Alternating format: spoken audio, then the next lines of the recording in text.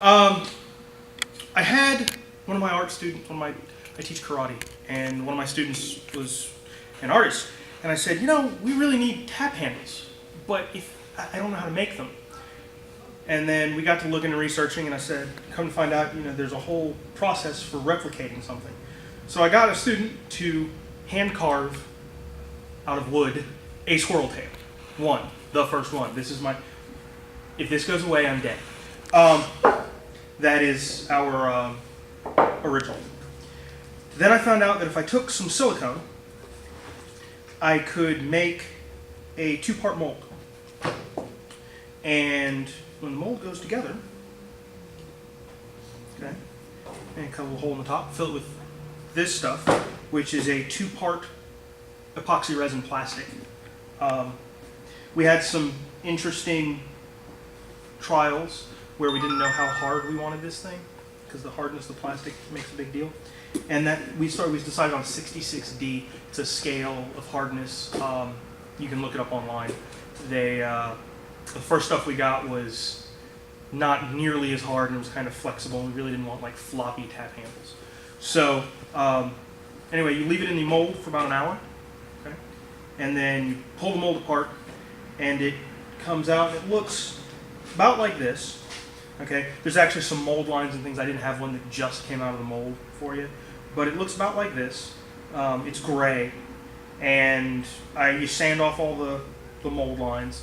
Got a belt sander over there, so it's not that long, and I trim it down with knives and things like that to get it fairly smooth.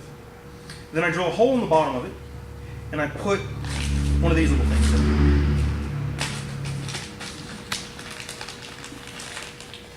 This is a little screw-on thing, makes it screw to the tap handles. It's a universal thing. I can put this in anything. I put some JB weld basically in the bottom of the hole and stick it on there, and it sticks in there.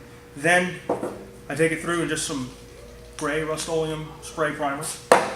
Then I paint it brown, and then I do some black washing. Black washing is it's a really thin black paint, and it runs like water all over it. And you can see all kinds of drip lines on this one, and it settles into the cracks. And then I come back and I do a dry brushing where it covers just the top of the ridges and not the underside of the cracks. And then I coat it in a clear, hard sealant that can be washed and wiped and things like that, so it's nice and sanitary. And then you've got a finished tap handle.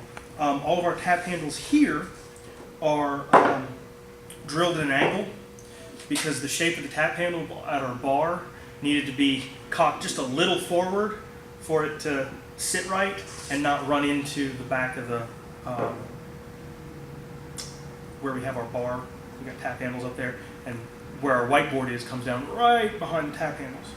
I'm actually making, this one is actually to leave. It looks like awful right now, but it will look like this, and all of our other ones. But this one is drilled straight, so that real places that don't have that space limitation can have a straight up and down tap handle. That's pretty much all there is to it. It spends an hour in the mold and it's done. I sand it, paint it, coat it, drill it, done.